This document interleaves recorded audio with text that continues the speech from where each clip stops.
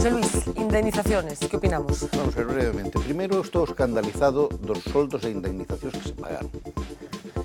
O cual, dito isto, non volverei sobre ese asunto. Creo, ademais, que hai aí un... por lo que vou a decir, vamos a ver.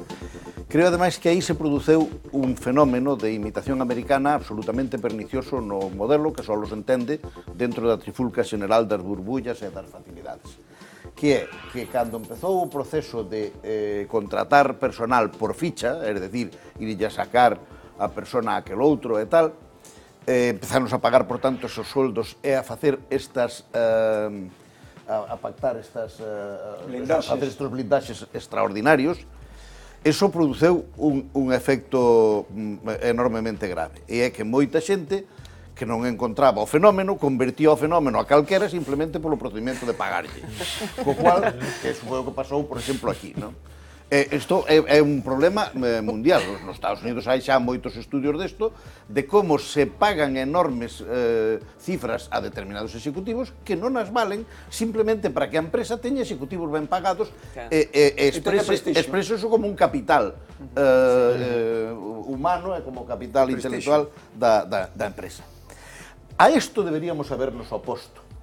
E desto deberíamos habernos escandalizado, sobre todo nos ámbitos en que hai, como eran nas caixas, esa condición de semipúblico, semiprivado. Porque se acaba de xubilar unha persona do Banco de Santander, ainda ahora, con 30 millóns de euros, e ninguén dixo nada, porque estamos neste contexto que se refería antes Manolo, e, por tanto, deberíamos de haber entrado antes neso, como tema dos soldos dos políticos e todo eso.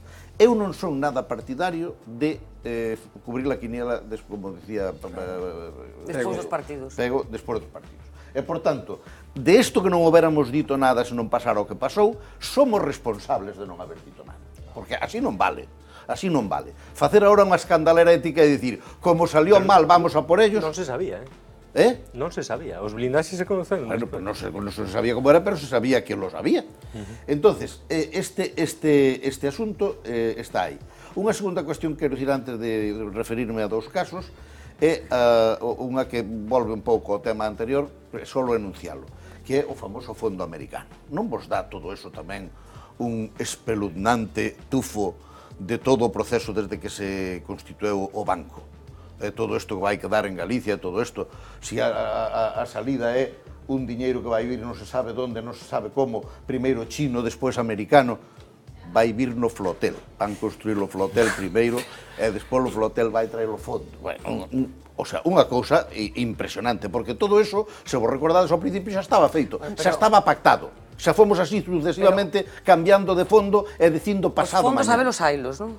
Yo creo que los fondos los hay, pero bueno, vamos a poner un ejemplo concreto.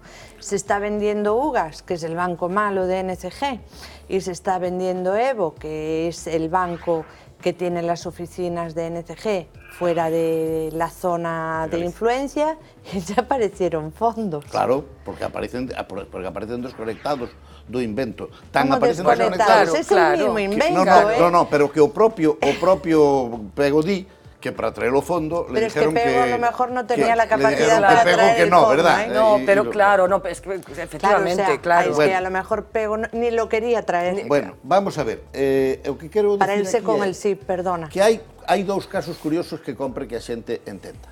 Porque hai indemnizacións que foron calculadas probablemente, como di Manolo, con independencia de cales foran as blindaxes que tiñan, e eso probablemente explica perfectamente o caso de Pego. Despois hai tres casos que son moi curiosos, que eran os responsables principales e que salen deste tema prácticamente limpios, salvo por unha cuestión que recordarei ao final, que son José Luis Méndez, porque José Luis Méndez vaise antes de que se producira a Caixa, se tomaran esas decisións que se consideraron despois ilegalmente adoptadas. Mauro Varela, que tamén se queda de... Presuntamente ilegalmente adoptadas. Mauro Varela porque se queda de copresidente e estala o conflicto antes de que el se vaya. E, por tanto, xa sería tremendo ir a cobrar cando xa sabíamos que a Audiencia Nacional andaba detrás deso. E Galloso, exactamente igual, renuncia ás indemnizacións e vaise polo outro lado, e solamente está implicado por un tema que é a forma en que se tomaron os consellos de administración. E aquí viene unha Hai vai xente que non aparece aquí, que, por exemplo, Gorriarán, non? Claro. Hai Óscar García Paredes. Pero unha última consideración. ¿Qué hicieron los consejos de administración? Lo que hizo aquí todo el mundo. El otro día tuvimos aquí a un miembro, a un funcionario de la Caja que dijo, los de los preferentes no habían leído tal, y dijo él, y los trabajadores que las dábamos tampoco habíamos leído el folleto. Bueno, pues los del Consejo de Administración tampoco se leyeron los papeles de la indemnización. Y a un país que le parece maravilloso que nadie se lea los papeles, bueno, ahora de repente... En este caso, de maneras, explicaba Manuel... Esta es la razón, José Luis, por la que yo, perdona, Fernanda, esta es la razón por la que yo creo que no es justo hacer juicios de valor sin contextualizar las cosas. Bueno, en cualquier caso, con las indemnizaciones... No vale la pena crear ahí chivos expiatorios. Claro, no se pueden poner cabezas de turco. Ya explicó Manuel que se hizo una maniobra extraña que parece que trasluce que muy buena conciencia de lo que estaban haciendo no tenían, porque no lo presentan abiertamente en ese Consejo de Administración. Que conte con un mínimo detalle. A Comisión de Retribución chega ao Consejo de Administración de Caixa Galicia e di que a Comisión ten un acordo que eleva a definitivo. Unha persona dese Consejo de Administración di, pero cal é o acordo? Bueno, é un acordo que xa está tomado na Comisión de Retribucións. Esta persoa vota en contra, porque non o coñece o acordo, e o resto do Consejo de Administración vota a favor. Mira, me das el pie para que recordemos quiénes estaban en esos consejos de administración. Un momento, ahora se escucho. ¿Quiénes formaban parte de esos consejos de administración, tanto de Caixa Nova como de Caixa Galicia, y que, bueno, no se enteraron de todas las decisiones que se fueron tomando? No hablamos solamente del caso de las indemnizaciones, sino también de las participaciones preferentes, en fin, de toda la gestión que se iba haciendo en las dos entidades. Empezamos por Caixa Galicia. Enrique Porteiro Tuñas compaginaba su cargo en el Consejo representando a la Asociación de Discapacitados Intelectuales de Galicia, Aspronaga, con su trabajo como médico. José Muiño Domínguez, veterinario de profesión, es desde el año 2003 alcalde de Cabana de Bergantiños por el PP. Revalidó en 2011 su mayoría absoluta. Javier Francisco Caínzos Vázquez es alcalde del municipio coruñés de Curtis, puesto que ocupa desde el año 2001. José Clemente López Orozco. El alcalde de Lugo está actualmente imputado en el caso Pokémon. Anteriormente lo estuvo también en la Operación Campeón, hasta el sobreseguimiento de su caso. Cipriano Elías Martínez Álvarez, alcalde de la localidad leonesa de Riello desde el año 1990 hasta el año 2011. Salvador Fernández Moreda, expresidente de la Diputación de A Coruña y vicepresidente primero de la antigua Caixa Galicia. Fue hasta el año 2012 el líder de los socialistas coruñeses. Mauro Varela Pérez, presidente de Caixa Galicia, pertenecía al Consejo a través del Círculo de Bellas Artes de Lugo, uno de los llamados a declarar en la comisión parlamentaria. María del Mar Barcón Sánchez. La actual portavoz del Grupo Municipal Socialista en A Coruña ingresó en el Consejo en el año 2004. José Manuel Cerredelo Ferreiro, miembro del Consejo de Administración y de la Comisión Delegada desde 2006, representante de los trabajadores en el Consejo a través del sindicato Comisiones Obreras. María José Ferreiro González. Se incorpora al Consejo de Administración en representación del sindicato Comisiones Obreras. José Luis Méndez López. Era el director general de la extinta Caixa Galicia y otro de los llamados a comparecer en la Comisión de las Cajas. Ariadna María Barcia Diéguez. Inspectora de Hacienda de profesión, ingresa en el Consejo de Administración de la antigua Caja a través de la Unión de Artesanos de Santiago. María José Domínguez Fernández. La hermana del diseñador Adolfo Domínguez pertenecía al Consejo representando a la Sociedad Filarmónica Ourensana.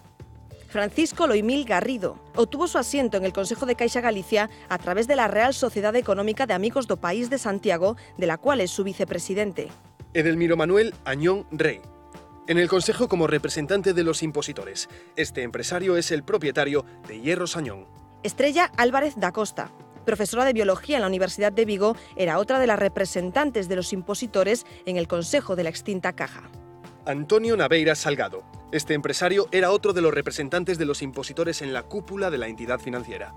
José Manuel Carballedo Fernández, licenciado en Derecho y profesor de la USC, también representaba a los impositores, llegó a ser nombrado presidente de turno de Nova Caixa Galicia tras la dimisión de Mauro Varela. Manuel Otero Echart, otro representante de los clientes en el Consejo de Administración. Fue consejero también de la Caja Fusionada. Gonzalo Ortiz Amor. Este economista, director general de la Cámara de Comercio de A Coruña, era también representante de los impositores en el Consejo. José Herbella Vázquez, profesor, ya jubilado, también debía su asiento a la representación de los impositores. Alfonso Paz Andrade, el también consejero de Pescanova, no solo representaba a los impositores en la caja, sino que también era el vicepresidente segundo de la entidad. Bueno, como vemos, una nutridísima representación política, social, institucional, de lo más diverso en ese Consejo de Administración, peculiar como consecuencia de que las cajas eran entidades peculiares que no tenían accionistas y quienes estaban representados eran los impositores. ¿Qué tipo? Los impositores fueron los que informaron a los otros impositores de la que se les venía encima cuando lo de las preferentes, ¿verdad? Porque ver la representación porque claro, tú puedes pensar que una cúpula financiera reunida en un sótano con una bombilla haciendo daño, ¿verdad? Pues que se les ocurre montarlo, pero que no lo canten los representantes de los impositores, que son los que salen perjudicados. Ahí habría que empezar a hacer preguntas. Pero ¿y qué capacidad, Miguel, tenían los impositores de controlar realmente las decisiones que iban tomando las entidades financieras, tanto en el norte como en el sur? ¿O tenían la suficiente manga ancha? Vamos a ver, yo creo que por una parte está la composición, y en la composición hay gente que claramente no tiene formación financiera para entender, si no le explican muy bien, y aún explicándolo a lo mejor con serias dificultades para entender lo que estaban votando. Y por otra parte está cómo funcionaba realmente un consejo de administración. Claro. Y por lo que se sabe del funcionamiento de estos consejos, realmente muy rara vez se pedía la palabra, generalmente se discutía, si se le puede llamar discusión, por parte de representantes fundamentalmente sindicales, pero habitualmente era un ordeno y mando de un presidente o un director general en función de la caja y de la situación. Yo creo que la pregunta había que hacerla de otra manera. ¿Qué posibilidades tenía un representante de hacer su función en el Consejo de Administración y repetir como representante? Es como se hace la pregunta de los cargos políticos. Claro. ¿Qué posibilidad hay de ser independiente en el tribunal y seguir siendo juez? Quería postular una cosa. Simplemente recordar que en esta última legislatura se intentó hacer una ley que en gran medida pretendía corregir tanto el modelo de funcionamiento como el... Exacto, sí. En la anterior legislatura. Y fuerzas parlamentarias impidieron que eso sucediera así, en la defensa además de ese modelo. Yo quería introducir un pouco de información. Digamos que o Consejo de Administración estaba formado por as entidades que formaron as caixas, non, que eran herederas desa, os impositores, que en teoría se facía sorteo, pero sempre lles tocaba a persoas moi significativas e especiais, e a representación dos traballadores. E aí, quero decirlo, non é que Comisións Obreiras nomeara representantes, os traballadores da Caixa votaban en eleccións específicas, non sindicais, sino específicas para a representación, e iban ao Consello. Con alta participación ou con baixa? Elevada participación. Con elevada sempre participación. Elevada participación. Moitas candidaturas e elevada participación. O que se estaba plantexando aquí, en broma, eu vou decirlo en serio. As persoas de Comisións Obreiras que pedían a palabra e que se enfrentaban a Méndez, bueno, eu coñezo máis o caso de Caixa Galicia, tiñan enormes dificultades de presión por parte de todo o mundo. Pues hasta aí o pesado dos sindicatos, hasta ese dando a lata, e vou poñer un exemplo, non? O Consejo de Administración de Caixa Galicia durante anos tiña unha reunión anual que collían un avión e se iban no Concord, non? Foron a París ou a Viena, ou Comisións Obreiras, as dúas persoas que representaban Comisións Obreiras votaron sempre en contra desas viaxes, e ademais o sindicato tiña prohibido terminantemente participar en consejos de administración que non se celebraran en España. Pero claro, ir aí de Pepito Grillo, de aguafiestas a plantear, eso acaba quemando as personas. En cualquier caso, en una empresa con accionistas hay una junta de accionistas en la que se traslada información a los propietarios de las empresas. Yo no sé si había comunicación entre los representantes de los impositores con los impositores. No había comunicación en la práctica. La Asamblea General teóricamente ya es mucho más amplia y tal, pero yo, por poner una anécdota que a lo mejor explica también el funcionamiento, en una Asamblea General, en este caso de CaixaNova, me comentaba un miembro de esa asamblea, de cuyo nombre no quiero acordarme, que hizo una pregunta casi al final de la Asamblea General, hace una pregunta, no se la contestan o le contestan algo que no le satisface en absoluto y se acerca al final alguien en representación del secretario de la Asamblea a decirle: ¿te importa que no conste en acta la pregunta que acabas de hacer? Entonces se le sorprende y dice: ¿pero por qué? Y dice: no, es que el acta ya está hecha y si ahora tendríamos que modificarlo. El acta estaba hecha antes de empezar la Asamblea porque estaba claro que nadie iba ni a preguntar ni a decir nada. Está muy bien. Espera, eso explica por qué era para evitar una dieta, porque si no firmas el acta al terminar la reunión, la gente tiene que volver otro día a cobrar otra dieta y venir a firmar. Claro, y así para ahorrar, pues claro, firmaban ya ese día y Roberto, llevaban a la te escucho enseguida, pero veíamos la composición del Consejo de Caixa Galicia y no quería dejar de enseñarles la composición del último Consejo de Administración de CaixaNova. Julio Fernández Galloso, representante de los impositores además de presidente de CaixaNova. Alfonso Zulueta de Az. Era el vicepresidente segundo de CaixaNova y representante de los impositores en el Consejo de Administración. Margarita Bugarín Hernández. Esta empresaria de 43 años era otra de las representantes de los impositores en el Consejo. Carlos Miguel Gago Conde. Entró en el Consejo de Administración de CaixaNova en 2006 como impositor. Entonces era jefe de operaciones de la empresa Terminales Marítimas de Vigo. Camilo López Vázquez. Obtuvo su asiento como impositor en el Consejo en 2006, cuando también era consejero del Grupo de Transportes Seur. José María San Martín Otero. Profesor de instituto y empresario, también era representante de los impositores. José Taboada López. Como representante de los depositarios estaba también este empresario y cónsul honorario de Panamá en Vigo. Delfín Ferreiro Rodríguez. Era la voz de la Cámara de Comercio de Ourense en el Consejo de CaixaNova. Enrique Folgar Hervés. Obtuvo su asiento en la mesa de la Caja del Sur en representación de la Cámara de Comercio de Pontevedra. José Luis Pego. Este economista fue el director general de CaixaNova. Ha sido otro de los llamados a comparecer en la comisión parlamentaria. Miguel Argones Rodríguez. Era el único representante de los trabajadores de CaixaNova en el Consejo a través del sindicato Comisiones Obreras. Juan Ramón Iglesias Álvarez. Ostentaba su asiento en representación de la Diputación de Pontevedra. Federico Martinón Sánchez. En el Consejo, como miembro de la Diputación de Ourense, ocupaba además la vicepresidencia tercera de la entidad. Guillermo Alonso Jáudenes. Vicepresidente primero de CaixaNova, representando a la Conferencia de Empresarios de Pontevedra. María de los Ángeles Marra Domínguez. Esta catedrática de la Universidad Viguesa era la representante del Ayuntamiento de Vigo en el Consejo. Marta Gutiérrez Mediero. Su cargo en el Consejo se correspondía también a la representación del Ayuntamiento Olívico. Pilar Cibrán Ferraz, representante del Concello de Porriño en el máximo órgano de administración, además de secretaria de CaixaNova. José Luis Veiga Laje. Su función en el Consejo de Administración era representar los intereses del Ayuntamiento de Pontevedra. Manuel Martínez Rapela, miembro de la Confederación de Empresarios de Galicia, era el representante del Ayuntamiento de Ourense en CaixaNova. José García Costas. El presidente del astillero Hijos de Barreras ocupaba un asiento en representación de la Cámara de Comercio de Vigo. Bueno, esa era la composición de CaixaNova. Te interrumpí, Roberto. No, iba a hacer, en realidad no era para añadir nada nuevo, sino para, diríamos, apostillar esa argumentación, porque si no, claro, no se entiende. Es decir, ¿cuál es la razón por la que las personas están allí y aprueban cosas que no saben lo que aprueban, ¿no? Porque claro, es una cosa un poco, hombre, cuando uno está, primero, probablemente la razón es que como todo va bien, pues no hay ninguna razón no hay ningún motivo para preocuparse, pero luego hay una razón adicional, que es esta que comentaba José Luis, claro, que si molestas, pues probablemente no te religen, ¿no? Iba a comentar una anécdota, medio en broma, medio en serio. Yo le oí comentar en fin, estábamos varias personas y por lo tanto se puede incluso citar el nombre, Alfonso Guerra, hace muchos años, muchísimos años, cuando Alfonso Guerra era vicepresidente del gobierno, que en los consejos de ministros de Felipe González no se discutía nunca, o sea que no había debate, o sea, que cada ministro llevaba las cosas y se aprobaba y ya estaba. Cuando quiero decir que no había debate, es decir que en términos generales no había debate, ¿no?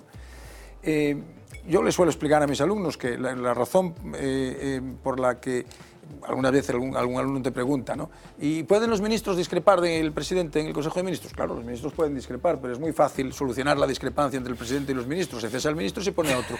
Como la historia demuestra que hay siempre docenas de miles de personas que quieren ser ministro, esto es muy fácil. Si esto no fuera ser ministro, sino ser gladiador y pelearse con los leones, sería complicado, pero como esto, insisto, siempre incluso hay personas... Se puede cesar a uno o a varios se puede ministros. Incluso cesar a uno. Todos los no hay discusión. Y a mí me consta que muy posteriormente una persona, buen amigo mío, era considerado muy molesto en los consejos de ministros porque hablaba. Porque decía cosas. Porque comentaba cosas, preguntaba, hacía postillas. Ahí claro, hay una explicación y era muy que molesto. conviene tener presente. Hay una situación diferente que has apuntado. El presidente es el que están allí por legitimación no del es exactamente presidente. igual porque el presidente Y luego es el que los porque hay nombra y otra el que los cosa. cesa, Luego claro. porque hay otra cosa. Sin duda. Porque todos los consejos de ministros hay antes le llamaban un consejillo. Sí, la comisión de La comisión de sus secretarios. La comisión de sus secretarios debate todos los temas muy a fondo, a veces durante días, y deja los acuerdos cerrados. Bueno, estamos acabando ya este programa especial que hemos decidido realizar para trasladarles lo que hoy sucedía en el Parlamento de Galicia. Nuestra compañera Viviane Villaverde, que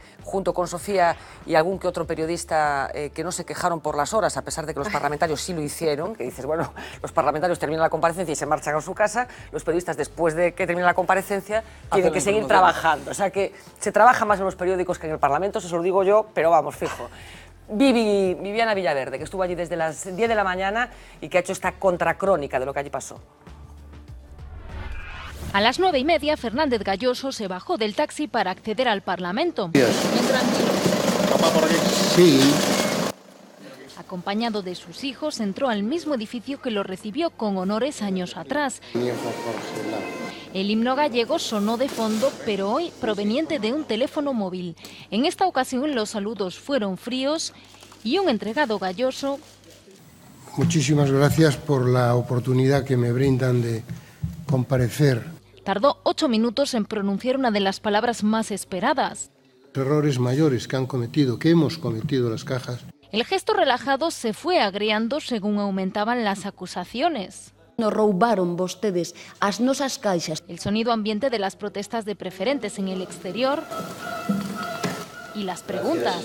¿Cree que foi adecuada a súa xestión? Antes de levantarse, Galloso defendió su honor. En ningún momento yo he percibido un euro de indemnización al irme de la caja. Me han proporcionado un ambiente cálido y acogedor que agradezco muchísimo. No se cruzó con Mauro Varela, que compareció a continuación tranquilo y entonando el mea culpa. Pedir disculpas seriamente. Y aseguró haberse empobrecido en el cargo.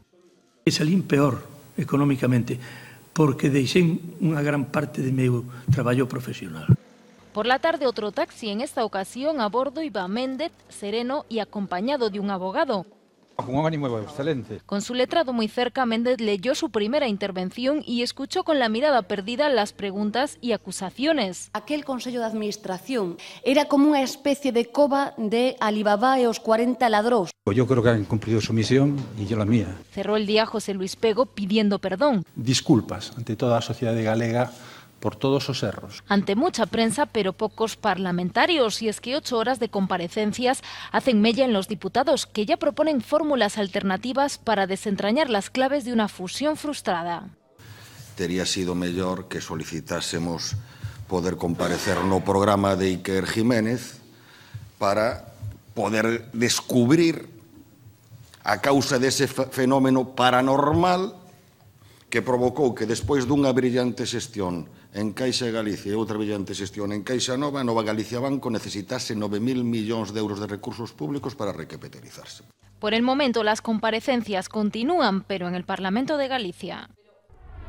Bueno, un buen resumen el que ha hecho Francisco Jorquera, portavoz del Bloque Nacionalista Galego, de lo que sucedía hoy en esa comisión. Veíamos lo que pasaba dentro del Parlamento gallego y queríamos prácticamente despedir este especial con lo que pasaba fuera. Como saben, se lo decía al principio del programa, había un gran despliegue policial en previsión de que los afectados por las participaciones preferentes se concentraran de una forma masiva delante de la Cámara Legislativa.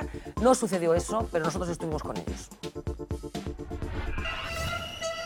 Tantas precauciones, agentes, furgones y un extenso cordón policial. Para nada. Nos tratan como delincuentes, eu non entendo esta situación. Que vamos a ser peligrosos si non somos capaces nin de matar un conexo? Los peligrosos preferentistas que temían los exbanqueros apenas eran un grupo de 30 afectados, jubilados o en paro la mayoría, agotados y hartos. Aquí de frente a eles, para que nos vexan ben.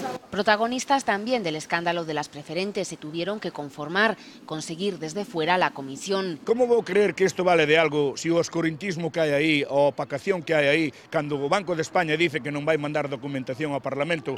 Y aunque todo coche oficial que entraba era objeto de sospecha, el diputado Abel Losada tampoco se libró por error. El madrugón no les valió de nada. Ya está.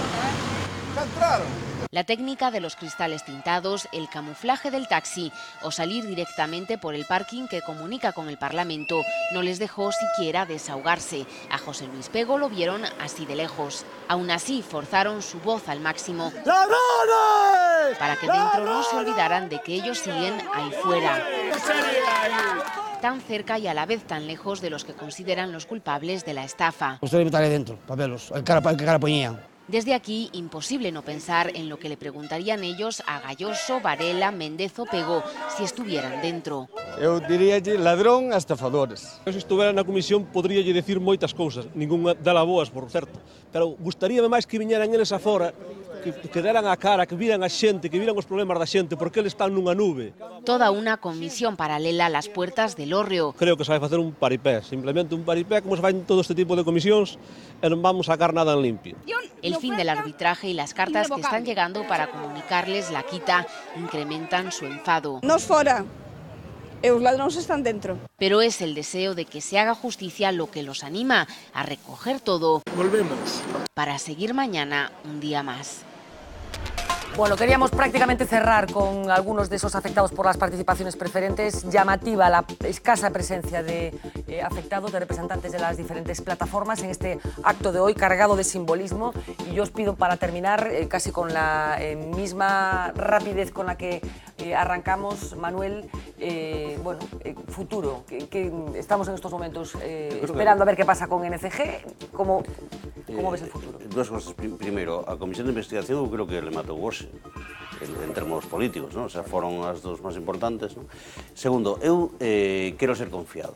O sea, NCG Banco é un proxecto, non sei se fundamental, pero importantísimo para o país. Ainda está vivo e eu creo que hai que facer todos os esforzos posibles para que esa institución continue adiante. Eu creo que ten posibilidades de facelo. E agás que o BBVA, Francisco González, que xa lle empurrou o goberno para que o saque a venda inmediatamente. Todas as semanas. Todas as semanas.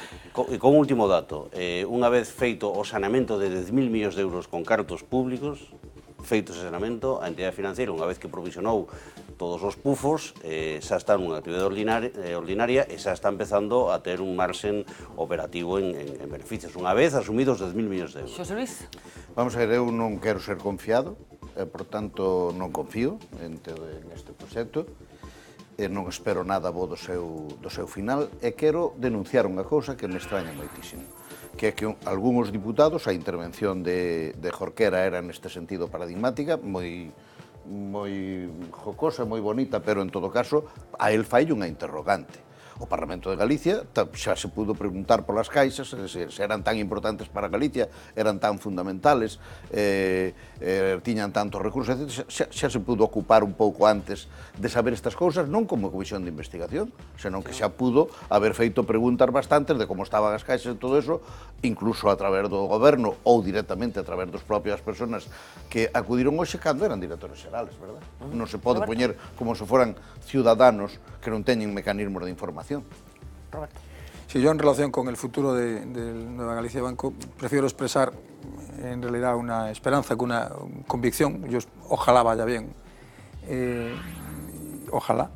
Y en relación con la comisión hay un brocardo, ¿no? Y es que dice que el que puede lo más puede lo menos, ¿no? Es un brocardo muy inteligente y muy cierto, ¿no? Por tanto, efectivamente, lo que decía Manolo es verdad. Es decir, la comisión, que por lo demás era perfectamente previsible, Miguel lo decía antes, ¿no? En su primera intervención, la comisión, una vez que han comparecido estas 4 personas, está muerta, o sea, sencillamente, porque no tenía, era previsible que pasara lo que ha pasado, y esto genera una iba a decir relativa, una gran frustración. Es decir, yo creo que hay que ser cuidadoso con el manejo de los mecanismos parlamentarios. Bueno, lo que pasa es que yo creo que la frustración lo hubiera generado si se hubiera esperado mucho de una comisión de la que probablemente ya no se esperaba nada desde que se constituyó. Pero los ciudadanos sí pueden esperar. Es decir, una cosa es que los políticos hagan ese doble lenguaje de decir esperamos mucho, pero no esperamos nada, y otra cosa es los ciudadanos, esto que, como decía ese señor que estaba a la puerta, esto es un paripé, no esperamos nada. Yo creo que es mejor ser prudente en el manejo de los mecanismos y no, porque era previsible. Que no desgastarlos de una forma inútil, ¿no? Sofía, NCG, futuro. Bueno, yo espero que salga bien, lo espero. Creo que hasta ahora han conseguido, en vez de cerrar Evo y despedir a la gente que está en Evo, intentar venderla. Creo que en vez de despedir a la gente de Ugas, vender Ugas y no despedir a esa gente. Y entiendo también que van a intentar cerrar un acuerdo con inversores del mismo nivel que pueda tener el BBVA o el Santander en su accionariado, ¿no? Eso por una parte. Por parte de la Comisión de Investigación, a mí lo que hoy me ha sorprendido es que nos hemos enterado que Méndez tiene preferentes y que Galloso no las tiene. Porque le han dejado un poco como deslizar, bueno, en sus comparecencias. O sea, ¿no? que era más creemos entender. Que Méndez creía en el producto y Galloso no creía en el producto. Tenía más dinero que Galloso para meter y Miguel, perder. Futuro. Sobre la comisión, decir simplemente que yo he echado mucho en falta que se hablase más del deterioro de las entidades, del por qué se tomaron y quién tomó exactamente las decisiones, y que se contestase de verdad a las preguntas que hicieron, ¿no? Pero bueno, hemos hablado ya bastante de por qué esto no sucedió, ¿no? Y sobre el futuro, hombre, yo creo que la entidad fusionada ha aligerado convenientemente sus cargas, ¿no? Tanto su cartera industrial como sus activos inmobiliarios, y ha adelgazado además su estructura tanto en personal como en sucursales. Por lo tanto, se ha preparado para un futuro que dependerá ahora de si hay inversores o no. Mi deseo es que el control siga estando en Galicia, que eso permita que el crédito empiece a aparecer y se comporte como debería hacerlo en términos normales, y recuperar, si es posible, parte de la obra social. Nunca será lo que llegó a ser, pero esos serían los tres objetivos básicos. La obra social, efectivamente, da para un capítulo entero. Señores, muchísimas gracias por ayudarnos a hacer un poco de servicio público, como digo siempre, a pesar de que esto es una televisión privada. Muchísimas gracias, Miguel, Sofía, Roberto, José Luis, Manuel. Nosotros regresamos, como siempre, el próximo martes. Sean felices.